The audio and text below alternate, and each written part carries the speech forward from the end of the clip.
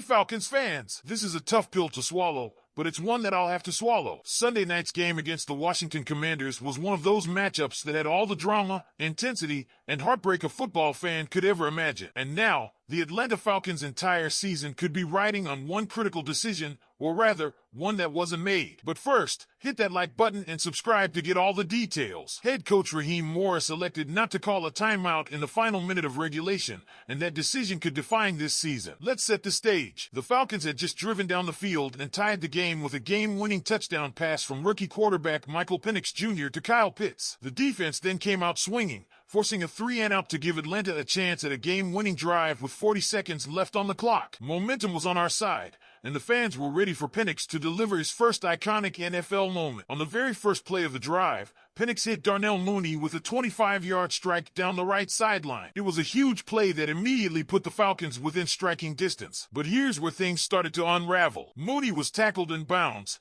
and the clock kept ticking. Atlanta had 2 timeouts left, but instead of stopping the clock, the offense raced to the line, trying to make the next play. By the time Penix's next pass, an incompletion to Mooney, was thrown, a whopping 23 seconds had elapsed. There were only 17 seconds left. Those precious seconds could have been the difference between a manageable field goal and the 56-yard attempt that Riley Patterson ended up making. Patterson's kick fell short, and just like that, overtime arrived. And here's where it hurt the most. Washington rookie quarterback and phenom Jaden Daniels wasted no time. He led the Commanders on a 70-yard touchdown drive on their first possession of overtime, sealing a 30-24 victory and clinching a playoff berth for Washington. For Atlanta, the loss handed control of the NFC South back to the Buccaneers, who now only need to beat the Saints to clinch the division. After the game, Morris reflected on the timeout decision. In retrospect, it might have been a good decision or a better decision to take that timeout, he admitted. But his reasoning was about wanting to save them for later, a choice that now appears to have cost the Falcons dearly. Michael Penix Jr. backed his coach, saying, "He calls timeouts whenever he feels like it, and he trusted us to get a play and make the next play." That's the kind of leadership you want from your rookie quarterback. But let's be real, this one hurts. Raheem Morris is in his first year as a head coach after beating out some big names, including Bill Belichick, for the job. And while there's still time to turn things around, decisions like these are what fans and front offices remember. Now, I want to hear from you, Falcons Nation. Was this loss due to Morris and that wasted time? Or was it just a combination of bad luck and execution? Do you still believe we can make the playoffs? Or is time running out this season? Leave your thoughts in the comments below. With playoff hopes on the line, this game brought plenty of drama but left us with plenty of what-ifs. Now, our postseason chances are hanging by a thread, needing not only a win in Week 18, but also some help from the Saints. So where do we go from here? Let's break it down. Let's start with the positives because, believe it or not, there were a few. Drake London was an absolute star. The guy just doesn't back down in big moments. 7 receptions, 106 yards, and an impressive 31-yard catch on 4th down and 11 to keep our hopes alive late in the game. Oh, and he topped the 1,000-yard mark for the first time in his career. Big players make big plays, and London showed why he's a cornerstone of this team. And how's our pass pressure? 5 sacks by 5 different players. Arnold Ebiketie, Matt Judon, David Onyemata, J.D. Bertrand, and Jesse Bates III all got in on the action. After struggling to generate pressure early in the season, this unit has come alive, posting 21 sacks in the last 5 games. That's the kind of momentum we needed, and it's a shame the final score didn't reflect their effort. Now, let's talk about Michael Penix Jr. The rookie quarterback showed grit. Sure, he wasn't perfect, but when it mattered most, he delivered. That 12-play, 68-yard drive to tie the game? Impressive. And let's not forget his first career touchdown pass, a 13-yard laser to Kyle Pitts in a tight window. Penix is still growing, but he gave us a glimpse of his potential, and it's exciting to think about what's in store for him. A.J. Terrell deserves some love, too. Tasked with covering Terry McLaurin for most of the game, he held him to just 1 reception for 5 yards. Terrell is proving once again why he's one of the best cornerbacks in the league,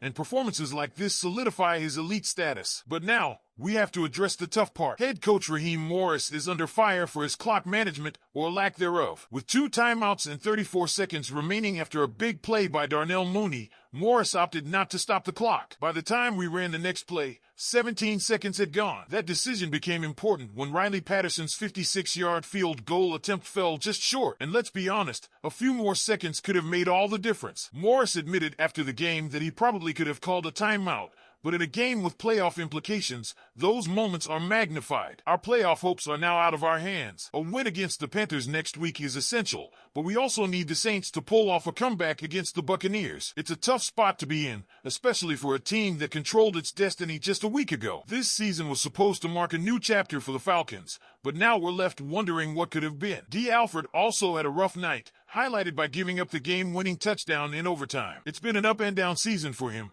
and Sunday was another low point. And while Patterson's missed kick wasn't entirely his fault, it was a long-shot attempt. Our kicking game has been a problem all year. Losing Young-Ho Koo to injury was a big blow, but even before that, this unit wasn't up to its usual standards. So where does that leave us, Falcons Nation? This loss stings, no doubt, but there's still a glimmer of hope. And as fans, we know anything can happen in the NFL. What do you think? Should Morris be held accountable for the timeout decisions, or was it just a rough break in a very close game? And do you still believe we can sneak into the playoffs? Drake London, our third-year wide receiver from USC, has officially reached a major milestone in his NFL career, 1,000 receiving yards in a single season. That's right. London has cemented himself as one of the most dynamic young talents in the league. This achievement came during Sunday night's game against the Washington Commanders, where he recorded 7 receptions for 106 yards. It was another standout performance in a season full of them, marking the second time this year that he has surpassed 100 yards in a game. Remember his monster performance in October? 12 receptions, 134 yards, and a touchdown. He's been a force to be reckoned with all season long. What's remarkable about London is how much he's grown since entering the league. Each season, he's taken a step forward, and 2024 was no exception. Let's talk numbers. Last season, in 16 games, he had 69 receptions for 905 yards and just 2 touchdowns. This year, he's topped those stats with 90 receptions, 1,084 yards, and 7 touchdowns,